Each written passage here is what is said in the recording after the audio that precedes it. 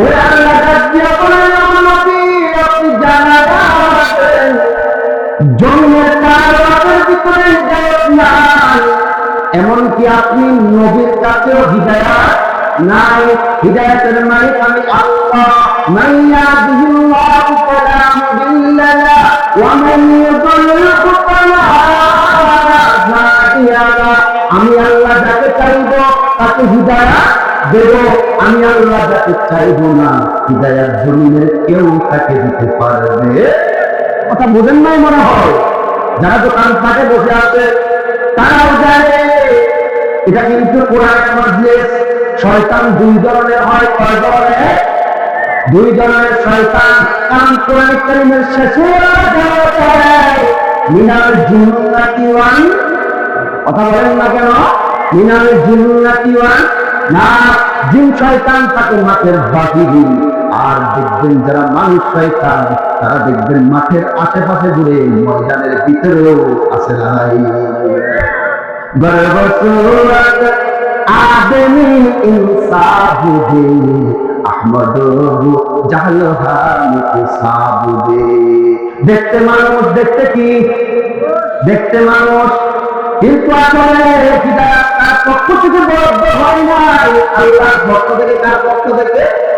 কারণ হিদায়াত জমিনের কেউ দিতে পারে না। যদি জমিনের কেউ হিদায়াত দিতে পারত তাহলে নবীদেরকেও ক্ষমতা দেওয়া হইত। নবীদের হাতে ক্ষমতা নাই, ক্ষমতা আল্লাহর হাতে। যদি নবীদের কাছে যদি হিদায়াত থাকতো, নূহ নবী তার কলিজার টুকরা সন্তান তেমন কেউ কিন্তু হিদায়াত করতে পারতেন। নবী যেহেতু তার সন্তানকে হিদায়াত করতে পারে নাই, এখান থেকেই জানা যায় নবীর হাতে হিদায়াতের চাবি। কথা বলেন নাই কেন? নবীর হাতে চাবি আছে নাই। যদি হিদায়াত যদি নবীর হাতে থাকতো, ইব্রাহিম পয়গম্বর জাতির পিতা হওয়া সত্ত্বেও তার পিতা আবু বকরকে কিন্তু হিদায়াত করতে, হিদায়াতের পথে আনতে পারে নাই।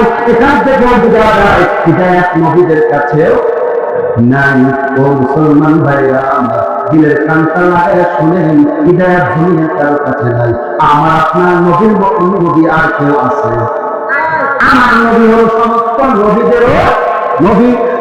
ইমামুল আউয়ালিন আল আখিরিন বাহরে সাদকা রাহমাতাল লিল আলামিন শুধু ওজুদশ রাহমাতাল লিল আলামিন মসজিদে শুধু হামারো ইয়ে জমিন।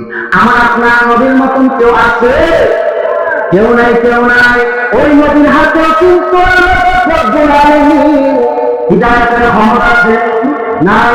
যদি হিদায়াতের ক্ষমতা দিত তাহলে তার চাচা আবু তালেব, যে আবু তালেব বসন্তে শিশুকাল থেকে নিয়ে বয়সকাল পর্যন্ত যে চাচা পেটে রাখতো, মক্কার জমিনের দুশ্মনদেরকে বলছিল, দুশ্মন আছে আমার বাতিজাকে তোরা কেউ চিনস না, আমার বাতিজার মাও নাই, বাবাও নাই, ওরা যদি আমার বাতিজাকে তোরা আঘাত করিস, আমি আবু তালেব তোদেরকে জানায়া দে, আমি তোদেরকে ছাড়ব।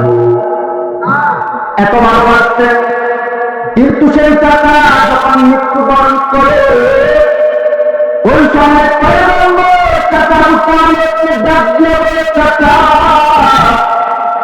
একটা বারের জন্য যদি আপনি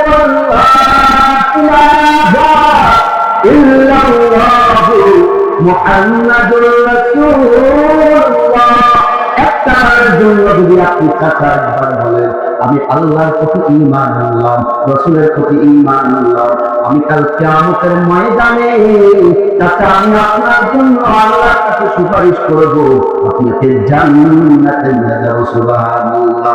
কিন্তু আল্লাহ জানায় দেয় ইন্নাকা লা তাহদি মান আহবাবতা, ও পয়গম্বর আপনি চাইলেই তো আপনার ভালোবাসার মানুষদেরকে আপনি হিদায়াত দিতে পারবেন না। কারণ হিদায়াতের চাবি কার হাতে? পাগল খুদ রক্তদারি দরকার আনতা রব্বি আনতা হাসবি জুলজালাল। ক্ষমতা কার হাতে? হিদায়াতের আল্লাহর হাতে। যদি নবীর কাছে থাকতো তাহলে কিন্তু আবু তালেব হিদায়াত কি পাইতেন না। অতএব কথা, হিদায়াত কার হাতে? আল্লাহর হাতে।